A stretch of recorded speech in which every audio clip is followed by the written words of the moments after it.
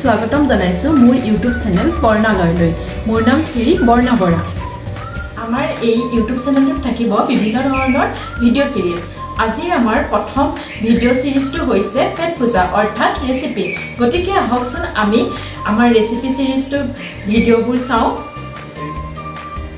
নমস্কাৰ, মই বৰ্ণা বৰাই আমাৰ ৰেচিপি সিৰিজৰ প্ৰথমটো ভিডিঅ'লৈ আপোনালোকক স্বাগতম জনাইছো। আজি মই বনাম ঘৰুৱা মছলা দিয়া ছাগলী মাংস। এতিয়া আহকচোন মই কিটচেনলৈ যাওঁ। ৰ'ব, কিটচেনত যোৱাৰ আগত অলপ ভালকৈ হাতটো ধুই লওঁ।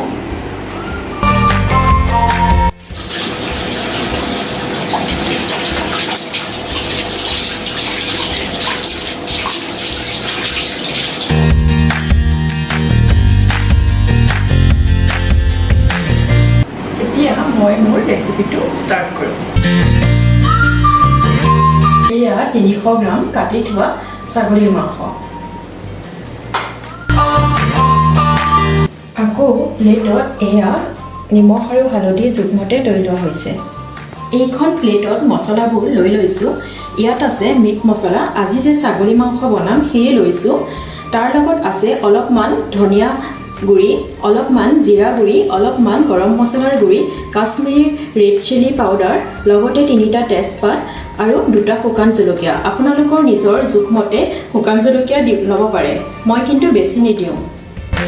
এইখন প্লেটত 3টা পিঁয়াজ, অলপমান নহৰু, 2টা তেজপাত, 2ডোখৰ ডালচেনি, কেইটামান ইলাচি, কেইটামান জালুক আৰু 3টা পকা জলকীয়া লৈ লৈছোঁ। আজি মোৰ ওচৰত কেঁচা জলকীয়া নাছিলে, সেয়েহে মই পকা জলকীয়া দিলোঁ, কিন্তু আপোনালোকে কেঁচা জলকীয়াও দিব পাৰে।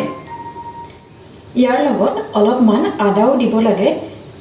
এয়া মই কাটি থৈছিলোঁ আদা, এয়া কাটি থোৱা আদা। এতিয়া এই গোটেইবোৰ এটা পেষ্ট বনাই ল'ম।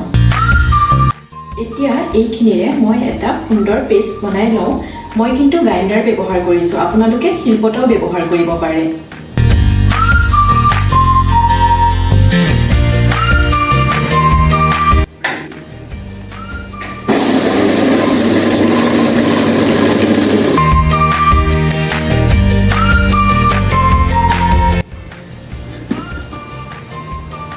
এয়া আমাৰ পেষ্ট তৈয়াৰ হৈ গ'ল। মোৰ হাতত 2টা তেল আছে, এটা হৈছে ৰিফাইন তেল আৰু এইটো হৈছে মিঠাতেল। মই কিন্তু মিঠাতেলটোহে ব্যৱহাৰ কৰিম, কিয়নো ছাগলী মাংস বনালে মিঠাতেলটো দিলে বৰ সোৱাদ হয়। আপোনালোকৰ কাৰোবাৰ যদি হেল্থৰ প্ৰব্লেম আছে তেনেহ'লে ৰিফাইন তেলটো ব্যৱহাৰ কৰিব পাৰে।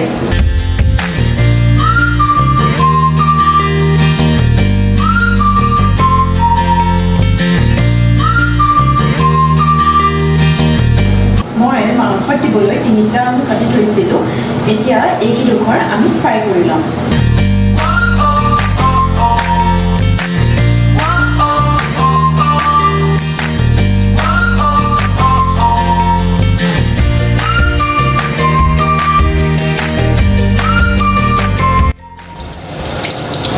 আলুকেইডোখৰ ব্ৰাউন কালাৰটো নহালৈকে অলপ এনেকৈ লৰাই ফ্ৰাই কৰি থাকিম।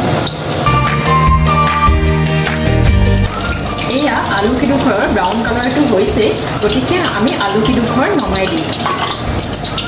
মনত ৰাখিব যে আলুকেইডোখৰ যাতে দেৰি নাযায়, কিয়নো দেৰি গ'লে মাংসখিনি খাই ভাল নালাগিব।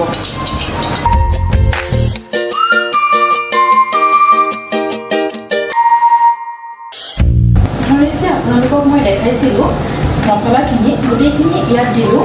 অলপমান নিমখ আৰু হালধিও দিলোঁ, লগতে অলপমান কেঁচা মিঠাতেলো মাংসখিনিত দি এটা ধুনীয়া মেৰিনেট কৰি ল'লোঁ।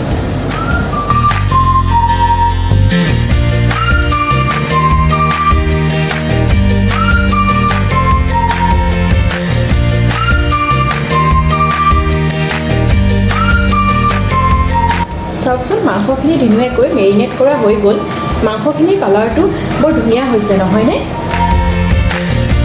এতিয়া মই গেছটো অলপ বঢ়াই ল'ম, কিয়নো আলুখিনি ফ্ৰাই কৰোঁতে মই গেছটো কমাই লৈছিলোঁ। তেলখিনি লাহে লাহে গৰম হৈছেহি। এতিয়া গৰম হোৱা তেলখিনিত আমি পিঁয়াজখিনি এনেদৰে দি দিম।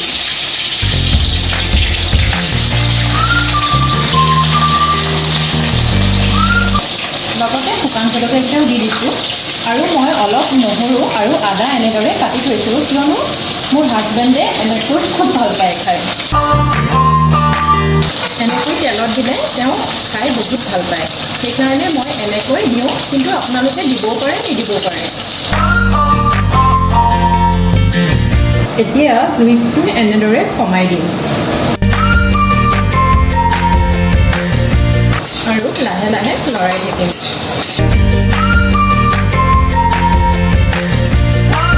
এয়া দেখিছেনে পিঁয়াজখিনি এনেকৈ ধুনীয়াকৈ ৰং এটা হৈ আহিছে পিঁয়াজখিনিৰ।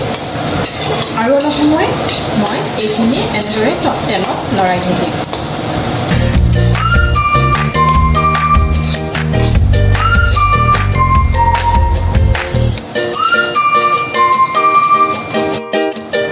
এয়া পিঁয়াজখিনি লাহে লাহে ৰঙা হৈ আহিছে, গতিকে আমি জুইটো আৰু অলপমান বঢ়াই দিম। এতিয়া এই মাংসখিনি মই ইয়াত দি দিম।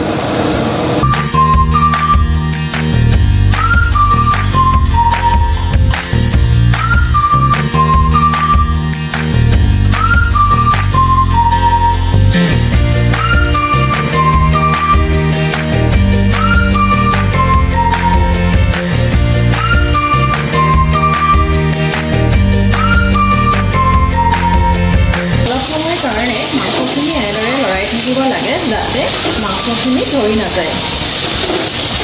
কেৰাহীখনত লাগি ধৰিলে খাবলৈ ভাল নালাগিব, সেইকাৰণে আমি অলপ এনেদৰে লৰাই থাকিম।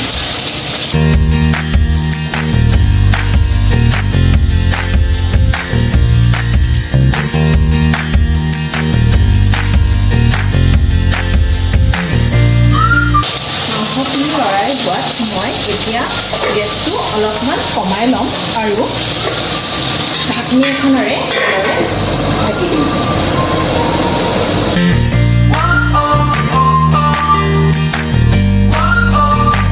2-3 মিনিটমান হোৱাৰ পাছত এতিয়া মই ঢাকনাখন দাঙি চাম পানী আহিছে নেকি। এয়া চাওক, অলপ অলপ পানী পৰিছে, গতিকে এই পানীখিনিতে মই আকৌ 10 মিনিটৰ কাৰণে এনেদৰে ঢাকি দিম, যাতে মাংসখিনি আৰু অকণমান সিজক।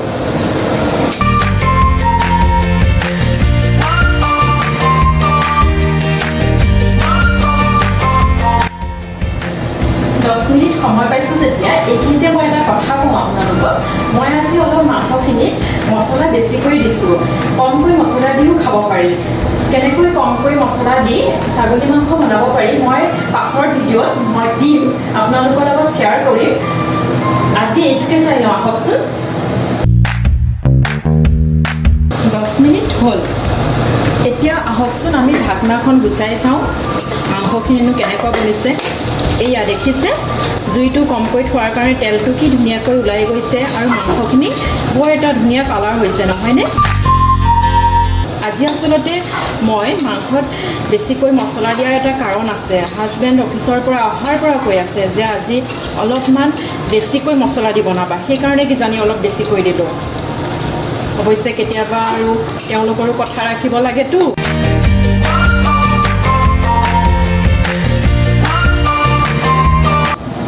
এতিয়া এই ফ্ৰাই কৰি থোৱা আলুখিনি আমি ইয়াত দি দিম।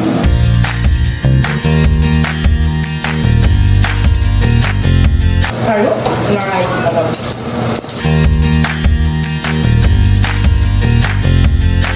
আলুখিনি অলপ পাছত দিলোঁ, কিয়নো আলুখিনি হাফ ফ্ৰাই কৰিয়ে থৈছিলোঁ, সেয়েহে অলপমান মাংসখিনি সিজাৰ পাছত দিলোঁ।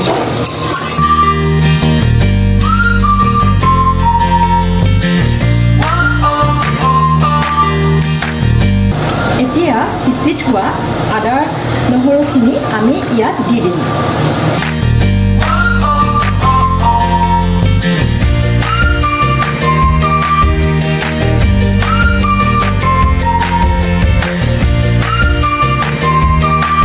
মই মাংস বনালে প্ৰায় এনেকৈ ঘৰতে আদা নহৰুৰ পেষ্টটো বনাই লওঁ, কিয়নো এনেকৈ ঘৰত বনালে হেল্ডিও হয় দিয়কচোন।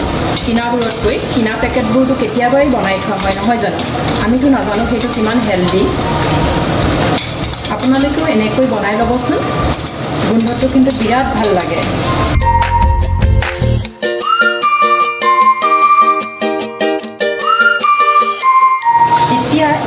এইখিনি মই অলপ লৰাই দিম। এনেকৈ অলপ সময় লৰাম, কিয়নো আদা নহৰুৰ পেষ্টটো ইয়াৰ লগত যেনে ধুনীয়াকৈ মিলি যায়। গোটেই বস্তুটো সামৰি ল'লে খাই কিন্তু বৰ ভাল লাগিব, নহয় জানো?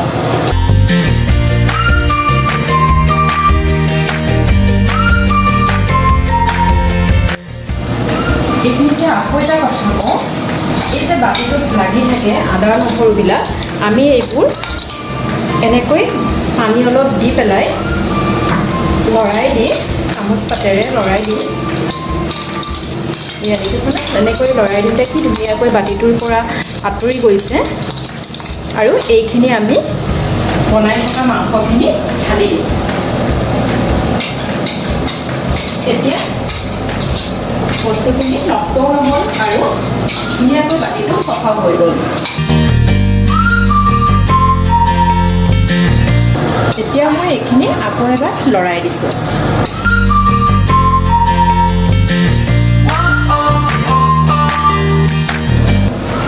এইখিনিতে আকৌ এটা কথা কওঁ, মাংসত অলপ পানী দিব লাগে, নহয় জানো? মাংসৰ জোল অলপ খাই ভাল লাগে।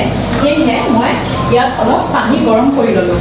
যিহেতু মাংসত সদায় গৰম পানী ঢালিব লাগে, নহ'লে ঠাণ্ডা পানী যদি দিয়া হয় মাংসখিনি খুব কেৰেঙা হৈ যায় আৰু টেষ্ট নহয়।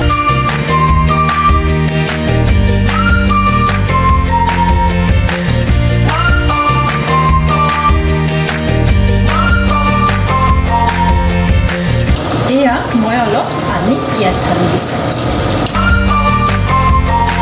অকণমান সৰহকৈ লাগিব, কিয়নো মাংসটো অলপ ভালকৈ সিজিবও লাগিব, নহয় জানো? হৈ যাব।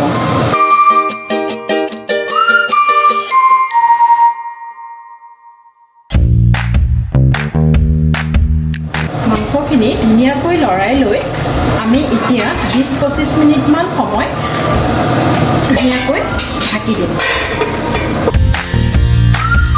আৰু গেছটো অলপ বঢ়াই দিম।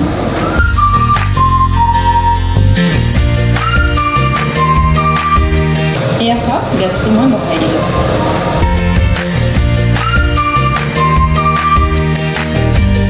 এইখিনিতে সময় পাইছোঁ যেতিয়া, মই আপোনালোকক মোৰ কিটচেনটো এবাৰ দেখাই লওঁ, আহকচোন। এইটো হৈছে ইলেক্ট্ৰিক কেটলি। আমি পানী গৰম কৰোঁ ইয়াত। এইটো হয় আদা ৰহুন পেষ্ট বনোৱা গ্ৰাইণ্ডাৰটো। এয়া কিছুমান ডিপ বা ইয়াত আৰু লাগতিয়াল বস্তুবোৰ ভৰাই থওঁ।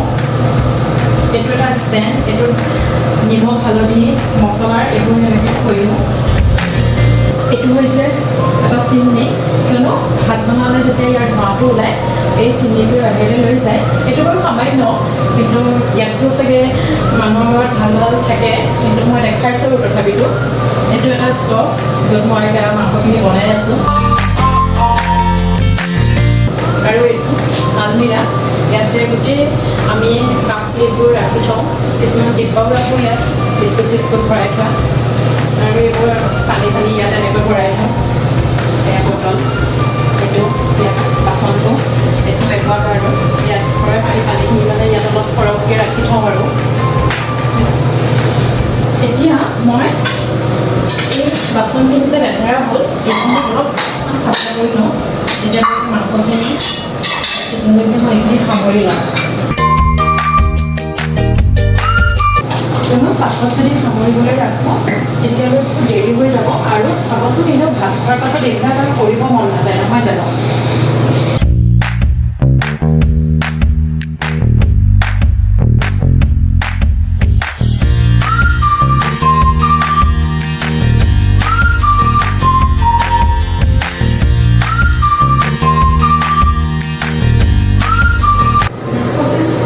ৰাখিম বুলি কৈছিলোঁ যে এতিয়া 10 মিনিট হওঁতে আমি এইটো অলপমান কমাই দিম জুইটো।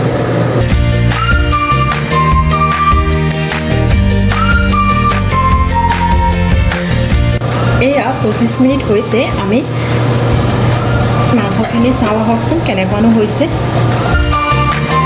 দেখিছেনে কি ধুনীয়াকৈ মাংসৰ তেলটো ধুনীয়াকৈ ওলাই গৈছে আৰু এটা বিৰাট ধুনীয়া কালাৰ হৈছে, নহয়নে?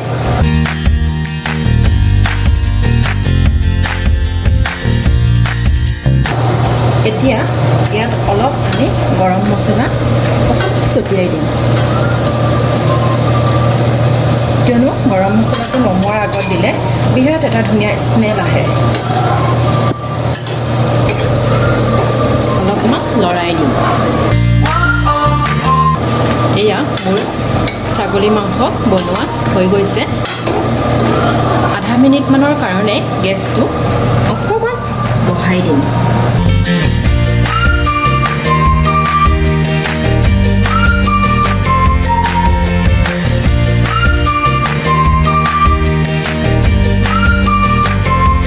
এয়া অকণমান লৰাই দি পেলাই এতিয়া নমাই দিব প্ৰায় হৈছে।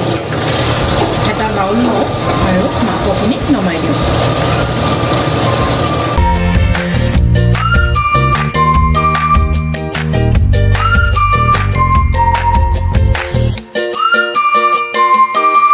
এয়া দেখিছেনে মাংসখিনি কিমান দেখিবলৈ ধুনীয়া হৈছে, নহয়নে?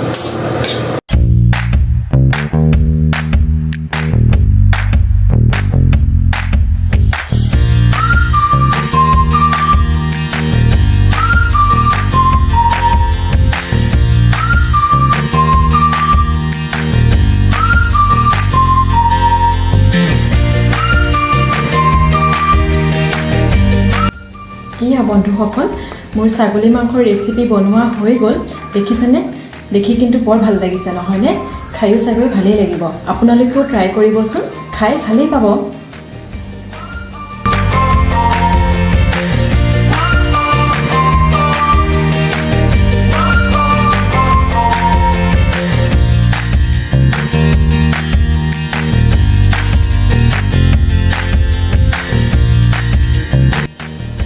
বন্ধুসকল, আমি এইমাত্ৰ ৰাতিৰ ভাত খাই উঠিলোঁ।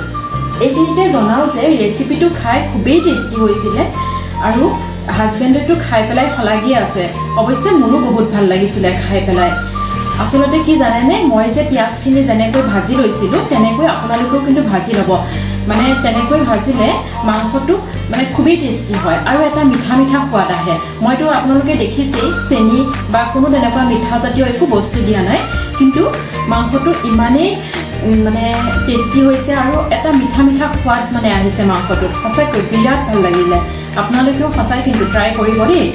আৰু এটা চিক্ৰেট কথা কওঁ, এইটো দেখিছেনে কি? এইটো হ'ল টিফিনৰ বাতি। ইয়াতে এই অকণমানহে ৰ'লগৈ, তাকো এইকণ মই লুকুৱাই থোৱাৰ কাৰণেহে ৰ'লগৈ। ৰাতিপুৱা আকৌ এওঁকেই লাগিব নহয়, হ'ব ৰাতিপুৱা কালি ৰাতিৰ মাংস অকণ খুওৱা আকৌ। এয়া সেইকাৰণে মই ইয়াতে মনে মনে ৰাখি থলোঁ। বন্ধুসকল, আজি মোৰ এইটো ফাৰ্ষ্ট ভিডিঅ' আছিলে, গতিকে ইয়াত বহুতো ভুল হ'ব পাৰে। আপোনালোকে কিন্তু আঙুলিয়াই দিব দেই।